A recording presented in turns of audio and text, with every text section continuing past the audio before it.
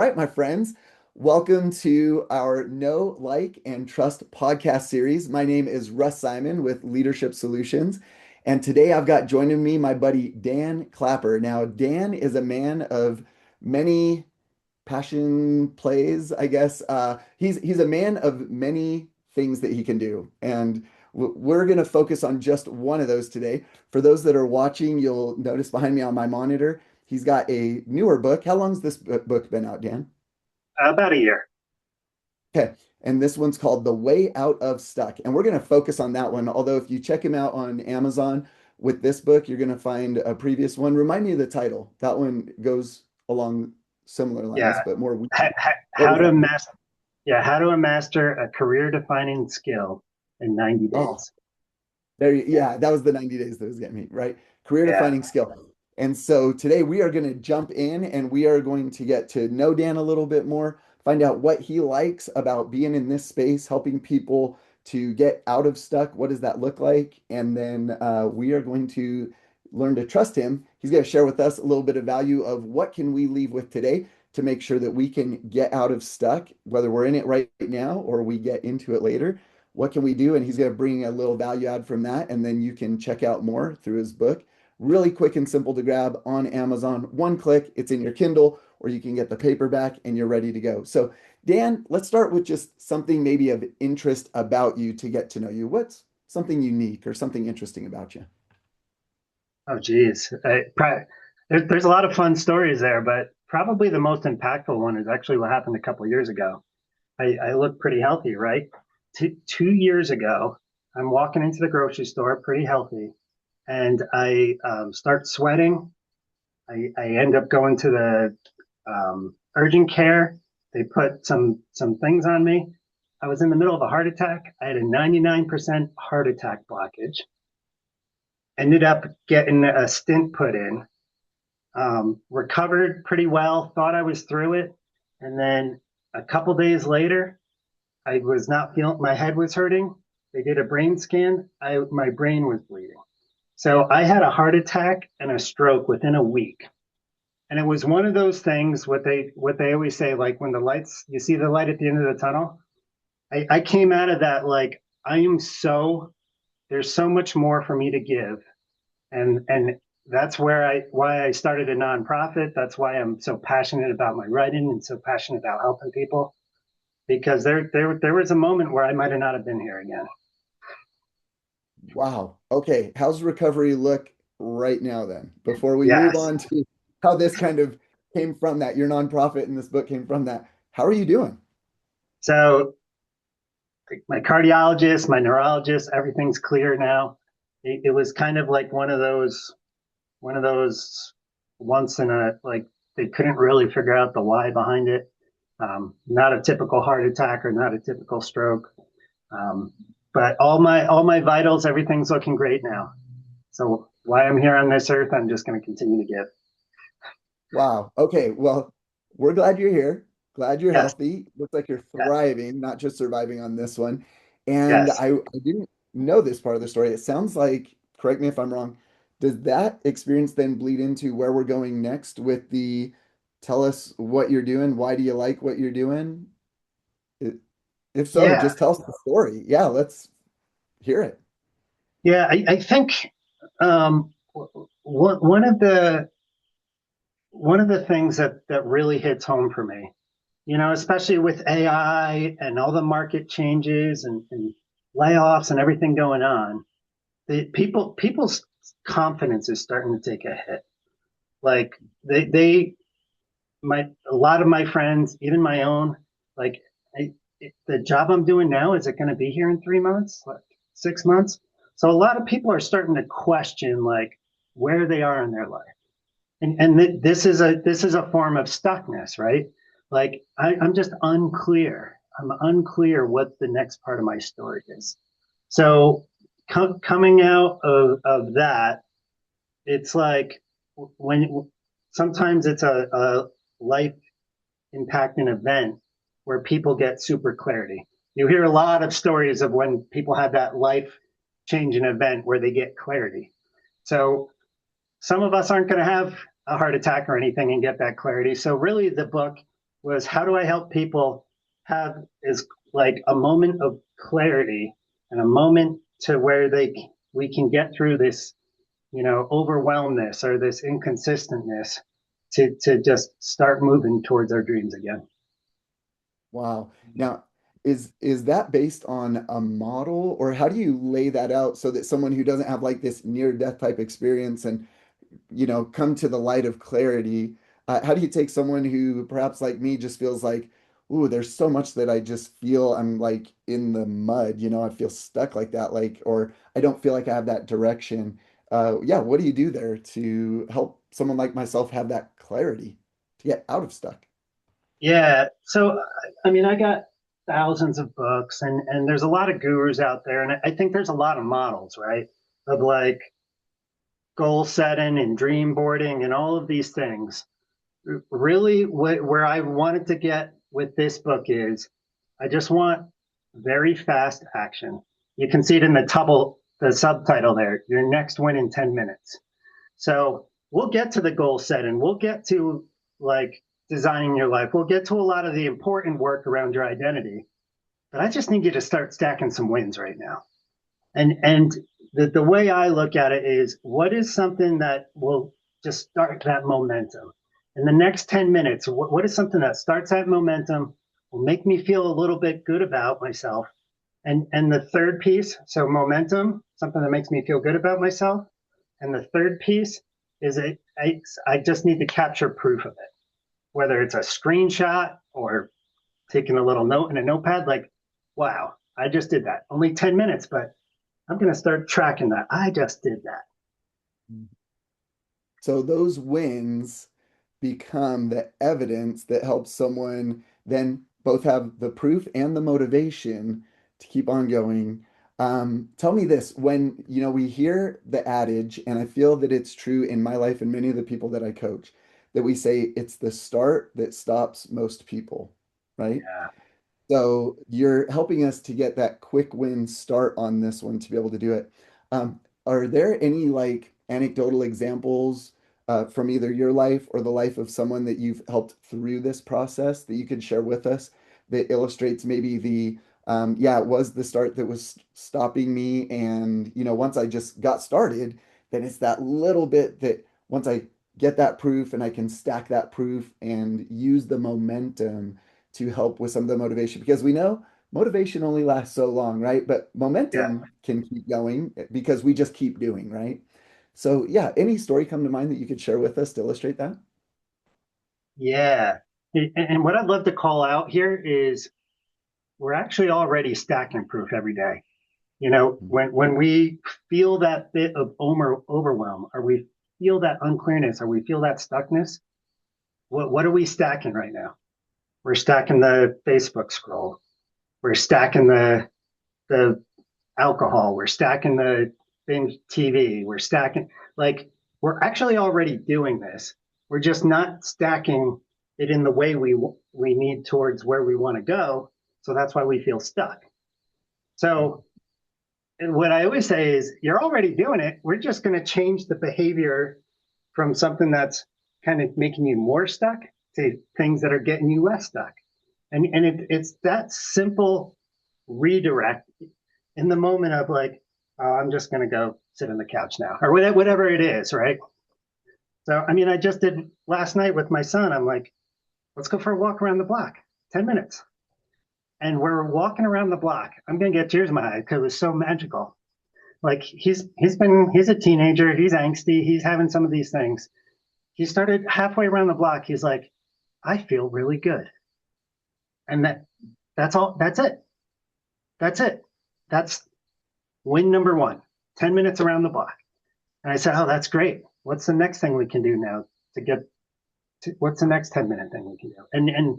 And I know it sounds simple, but it's simple yet profound. We just gotta do it, right? It is, in fact, it sounded to me, I love that the emotion was felt there. That shows the impact that this has. It made me think a 10-minute miracle really is what we're looking at. It's a 10-minute miracle. Like, hey, just Yeah. even if you don't want to do it, even if you don't know what to do, Yeah. dedicate 10 minutes to trying to figure out, like, try this or try to figure it out to be able to do it. And then like you said, I'm guessing I could either start with that 10 minutes and then keep going if I've got traction and I want to, or make a new 10-minute pivot and create something else like, oh, what's my next thing that I could get started on to be able to do it. Um, I, I guess just to wrap that thought up, it reminds me of Napoleon Hill's reading club that Russell Brunson's kind of resurrected with the 1357 club of just getting into a book and rather than trying to get through content, like make it meaningful. And you take 13 minutes, 57 seconds of study, and then like the AARR, like what was or RRAA, like what was relevant to me, how am I going to apply this to myself? And it's just that quick and it doesn't take long. And especially in today's world where we're kind of a quick consumption, quick moving kind of thing, I can see where your 10-minute solution becomes that 10-minute miracle to help us keep going. But I could tell you had a thought to go with that. So I want you to jump in. Yeah. So you ever read the books where at the end you can choose to go like to page 7 if you want this one, Choose or your own adventure. choose your own adventure, right? I So that's love the way those. I Yeah. wrote this book. There's 25 different 10-minute things in here. And Mhm. after you complete one, there's recommendations of a couple ones that'll be next. Oh, you just spent time doing X with whatever. Let's go try now and let's start just building a little bit of that momentum. It's super fun, and each you can't see it in here, but each of these moves are quick, they're easy, and they're meant to build that momentum. Okay, so Dan, one thing I really like about what you're saying there is people who may have a personality like me where my propensity is, even though I know the truth of the adage, done is better than perfect. I feel a lot more comfortable in that perfecting stage, and I don't want to really, in the words of Seth Godin, ship it until I feel like it's shiny and polished and perfected and ready to go. And yet, what we know, especially in the world we live in, is as soon as that product's out to market, it's got to be reiterated in some way, right? So it's like that's why shipping works out really well. Um, Maybe do you have any tips, tricks, advice for people who feel like that planning stage is the production? Because often we will feel productive. We'll be like, oh, I planned this out or I got so much done, but I really didn't do anything that is, whether it's income producing, business producing, even personal development. I just like consumed, right? It's still sitting inside me, but nothing got outside of me. It seems like that's what your 10 minutes is all about is getting what's inside outside and having the proof, right? To be able to do that. Yeah, what advice do you give for someone like me? Yeah, I totally agree. I mean, I have thousands and thousands of pages of planning too, right? I think, and I really actually wrote the book with those 25 things of things that are actually actionable that make you feel good. Like sometimes when you do the planning, what actually happens is you're creating a farther gap between you where you are now and where you want to be. And sometimes that doesn't feel good, right? So I want to take action, like take your whole plan and just pick one piece and just do it and feel good about it is where I would feel say about that. If you're a planner and you got some sort of plan, I'm positive you can chunk down a 10-minute piece and just do it. Right. Well, I'm going to give you a use case. Let's see, without giving you too much information, what you might come up with here. Not to test you, but to see like how we could brainstorm together. So I've got a leadership event that I'm going to be hosting on November 4th. And for this event, it'll be a paid event, right? People will buy tickets to come on in. And what I'm really good at is showing up and being a presenter, but I'm not an event organizer. I do realize I could pay someone to do that, but I've chosen to really own this and yeah, figure it out, right? Like, okay, I'm gonna figure out like I got the event location, I got the time, the day. Now it's like move into marketing the event so I can actually start selling it, right? If I'm not really a marketer and I don't want to get somebody to do it right now, what would be one that you would recommend? Maybe there's a couple you're like, I'd either try this, or this, or maybe there's just one you're like, Russ, just do this and take 10 minutes doing it and see how far you get or where it goes. Yeah. One of my favorite 10-minute strategies is who can you call that you probably have been holding back from calling? Like, just call and talk to someone for 10 minutes about it. Like, someone that's done events before, someone that has a skill that you don't have, and just say, hey, I just want to have a jam session. This is what I'm thinking about. And what it does is the proof is that you just made the call. And then you're Mhm. like, oh, I'm already on the path to figuring this out now. Which, Dan, here's what I don't know if you'd be surprised to know this about me. Those that know me aren't. I hate talking on the phone. Like when I Oh call yeah, people on the phone, they're like, oh, this must be a big deal. And I don't, it for me, it's been like ever since the 80s. I just hate talking on the phone. I love Zoom. I love, even though we're not in person, I feel like there's like a reaching through the screen that happens here. For some reason, if I'm talking to somebody and I can't see them on the phone, total turn off. Do not want to call anybody. And so for me, that would be a huge win of the start that stops most people. Would be like, okay, I'm yeah. calling Mark right now, and I don't really want to talk to him on the phone, but I'm going to do it. And I'm going to see what Mark, a good events guy, can teach me about what's that next step to do it. So that's a big And one. Mark's going to love it because he's going to say, oh, I can now give my value to you, Russ. Like it's symbiotic. It really is. Well, you've done a great job of helping us get to know you. Man, your compelling story help us get to know why you like doing what you're doing. Tell us really quickly before we move on from that. You've got a nonprofit set up around this. Yeah. Anything you want to share about that? Yeah, I don't want to lead too much there. Yeah, it's still early stages, but really the idea is what I'm trying to build out using Kajabi and some online platforms is also to make the book an online experience and an app experience.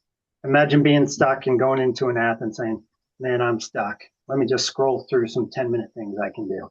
So that's in the process of being built right now. So just keep your eye out on it. I reference it in the book. It's not completely built out yet, but I'm pumped that that's coming. That'll be cool. And let's make sure I'll just introduce this part right now so people can follow you and kind of get updates because I remember when we first met, I tried an early version of your app. I don't know how early it was, but I Yeah, could see it since I help coach people as well. And I was like, oh, I can see how this is helpful. So again, Dan Clapper and Dan and I, we like to spend our online time in LinkedIn. So we're not much social media people, but linkedin.com/in/Dan Clapper is where you're going to find him. And so LinkedIn is a good spot to go. And then when you connect with Dan, you'll be able to see as more and more is developed here to be able to do that. And if you're someone who works with people who to help them get out of stuck, or you feel yourself like I get in that stuck too often, Dan's going to be a great person to partner with here online and just get that content to be able to do it. Okay, so this is the part that I might like the most, maybe on the selfish side of things, but I always invite a guest, okay, help us get to trust you as we roll out today with some value add. And I think maybe you've already started to allude to it. What is something that you could leave with our audience today? Just a freebie where you're like, if you do this, your life will be better. yeah. Your example of the event thing is great, but it's really even on a simpler level. It's I forget the researcher that says it, but that space between stimulus and response, Oh, yeah, right? that's going to be, yeah, yep, go for it. That is such a magical space. Is most of us have a stimulus, and I'm overwhelmed, I'm stuck, I'm inconsistent with what I do.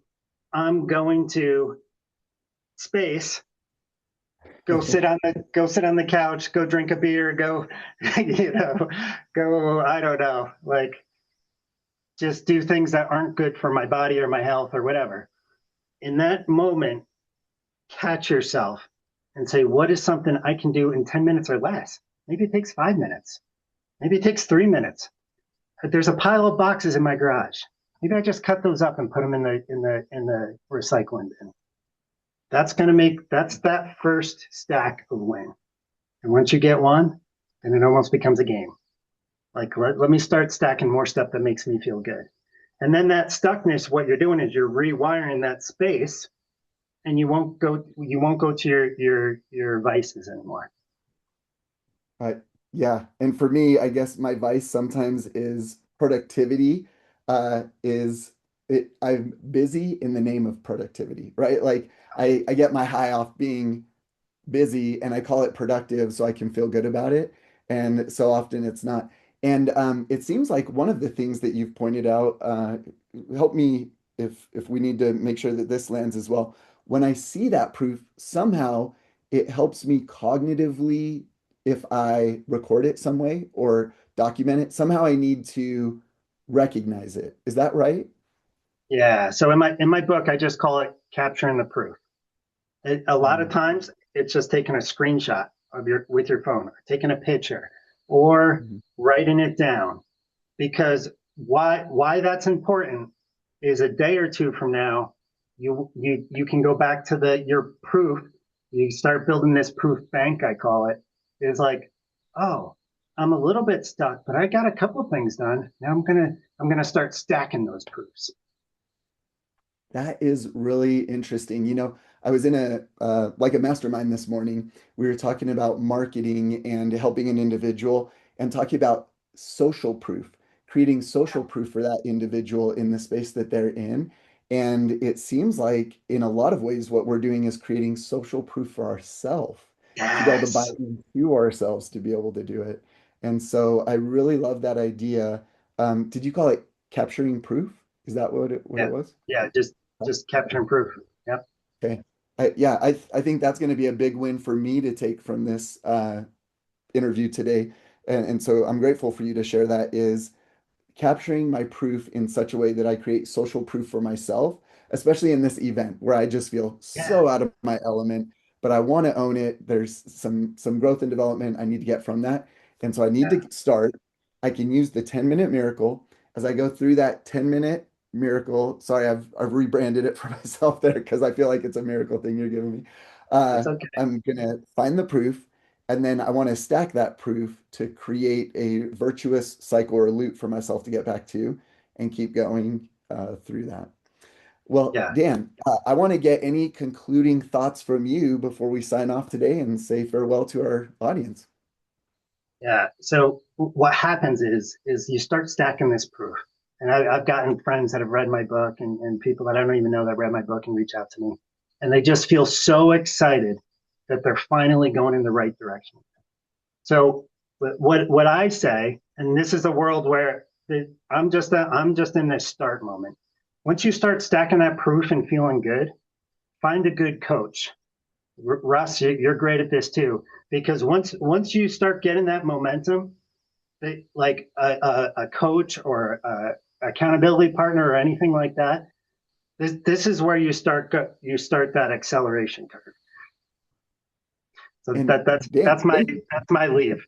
okay. Well, thanks for the shout out and endorsement on that one. I agree. And mostly I agree with the fact that, yes, if you're ready and you're finding it helpful, coaches, I mean, I have a nutrition coach, Yeah, clarity coach, like we all have coaches. Well, many of us in the coaching space understand the value of those coaches. And so we have those coaches helping us, right? Now, a lot of people are getting like the AI coaches to help them out to be able to do things. And I'm curious, if someone was like, well, Dan wrote the book on this, I want him to be my coach. Are you also in the coaching space where you're doing this for people that they could say, Dan, will you be my coach? yeah. For now, it's just one-offs.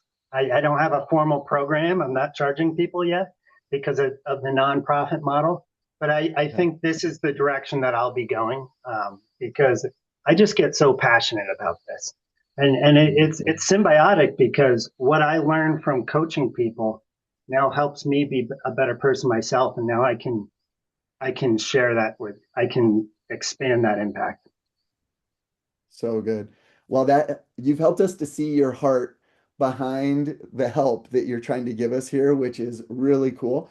And I guess, audience, this is the call out. If you are wanting to connect with Dan, now's the time because he's gonna get fill up, and then he's gonna start charging, and then yeah, you're gonna have to save It's your true. shekels to get Dan's help. But yeah, start with the book, right? Start with the book. Go to Amazon, grab the Kindle, grab the paperback, start your journey, take those 10-minute wins, start stacking them, get your proof, your own social proof for yourself. And when you're ready, uh, man, reach out to Dan, find a coach to help you out because yes, there's a reason that I have a job as a coach, and it's because we all need help somewhere along the way.